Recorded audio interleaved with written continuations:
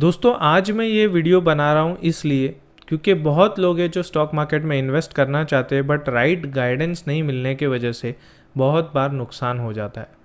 इसीलिए मैं सिद्धांत जैन, एक म्यूचुअल फंड एडवाइज़र, आपको पूरी तरह से गाइड करने के लिए ये वीडियो बना रहा हूँ। किस तरह से आपको आपके पैसे को मार्केट के अंदर लगाकर अच्छे रिटर्न्स निकालने हैं, उसमें आपकी पूरी हेल्प करने वाला हूँ। तो बेसिकली स्टार्ट करते हैं समझना कि म्यूचुअल फंड्स वर्क कैसे करता है। जैसे आप कोई प्रोफेशनल लॉयर हो या फिर डॉक्टर हो या चार्टेड अकाउंटेंट हो, आप अपने काम में परफेक्ट हो, उसी तरह से स्टॉक मार्केट में स्टॉक्स पिक करने के लिए जो परफेक्ट लोग हैं वो है फंड मैनेजर्स। उनको पता है, उनका डेली रूटीन है एनालिसिस करना, रिसर्च करना कंपनीज के ऊपर और फिर आपका पैसा लगाना। आप कभी भी ये मत सोचिए कि स्टॉक मार्केट में नुकसान हो जाता है। नुकसान तभी होता है जब आप पूरी रिसर्च के साथ मार्केट के अंदर नहीं जाते। इसीलिए बहुत बार क्या होता है कि किसी दोस्त ने कह दिया इसलिए मैंने पैसा लगा दिया, या इसने ये स्टॉक ले लिया इसीलिए मैंने भी ले लिया। इस हरकतों के वजह से, या फिर कोई कहता है कि मैंने इसको ये टिप दी थी, एक दिन ये बढ़ गया था, फिर दूसरी टिप में नुकसान में चले गया। तो टिप्स के ऊपर भी भरोसा नहीं करना चाहिए। भरोसा अगर किसी पे करना है तो अच्छे म्यूचुअल फंड हाउसेस पे कीजिए जो आपका पैसा समय के साथ अच्छी तरह से कंपाउंड करके देगा। तो चलिए म्यूचुअल फंड्स के बारे में और जानकारी लेते हैं।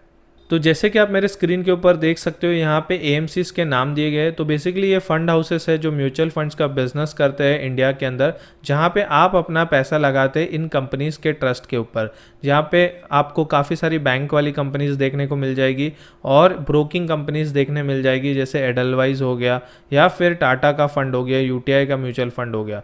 उसी तरह से अगर कैटेगरी की बात करें तो म्यूचुअल फंड्स में डेट ये कैटेगरी है, इक्विटी एक अनदर कैटेगरी है, हाइब्रिड एक अनदर कैटेगरी है, उसके बाद ओवरसीज एंड इंडेक्स फंड्स एक अनदर कैटेगरी होगी, और solution oriented fund that means retirement या फिर चिल्ड्रन के लिए आप प्लान करते हो। तो ये हो गई आपकी मोटा मोटी 5 बड़ी कैटेगरीज जिसमें आप फंड्स को अलोकेट करते हो। Depends on your risk appetite. अब रिस्क की बात करें तो कोई कम रिस्क लेना चाहता है तो डेट फंड में इन्वेस्ट कर सकता है, कोई मॉडरेट इन्वेस्टमेंट करना चाहता है तो फिर वो एक हाइब्रिड या फिर बैलेंस फंड्स में जा सकता है। कोई अगर ज़्यादा रिस्क लेना चाहता है तो फिर वो स्मॉल कैप्स या फिर mix multi cap, flexi cap या फिर कॉन्ट्रा फंड्स या स्कीम फंड्स हो गए या थीमेटिक फंड्स हो गए, सेक्टर फंड्स हो गए, उसमें इन्वेस्ट कर सकता है।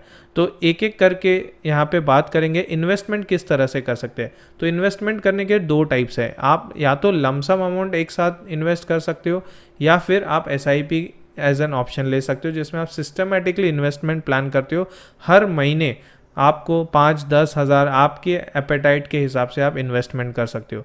आज के वीडियो में मैं बात करने वाला हूँ इक्विटी इस फंड के ओरिएंटेशन के बारे में।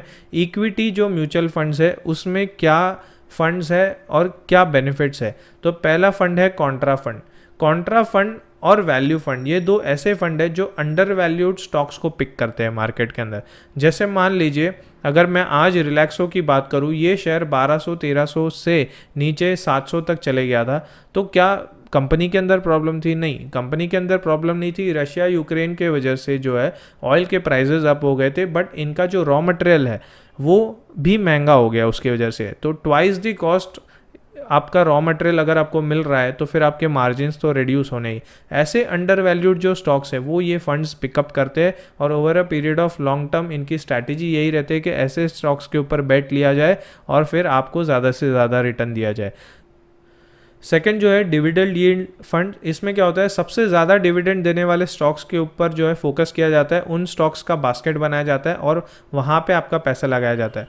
इसमें 2 ऑप्शन है, या तो आप डिविडेंड पे आउट ले सकते हो या तो फिर आप ग्रोथ स्टॉक में डाल सकते हो। ग्रोथ स्टॉक क्या होता है कि जो भी डिविडेंड आ रहा है वो री इन्वेस्ट होते जा रहा है। तो इससे क्या होता है, आपकी NAV नेट एसेट वैल्यू जो होती है, जो आप पैसा लगाते हो और आपको यूनिट्स मिलता है, जैसे शेयर्स खरीदते हो तो नंबर ऑफ शेयर्स मिलते हैं, म्यूचुअल फंड खरीदते हो तो यूनिट्स मिलते हैं, तो वो यूनिट्स की जो प्राइस है वो बढ़ जाती है जब ग्रोथ ऑप्शन में जाते हो।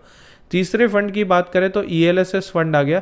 ELSS फंड में क्या होता है, ELSS के फंड में आपको टैक्स सेविंग बेनिफिट मिलता है ATC सेक्शन के अंदर। इसमें आप 1.5 लाख तक का टैक्स बेनिफिट ले सकते हैं ELSS फंड्स को यूज़ करके।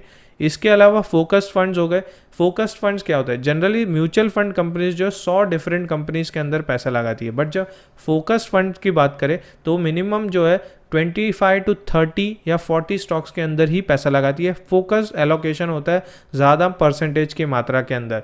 तो इसके अंदर जो है ज़्यादा से ज़्यादा रिटर्न लाने के लिए भी ये कोशिश करते हैं, क्योंकि आपकी स्ट्रैटेजी के ऊपर पूरा डिपेंड करता है।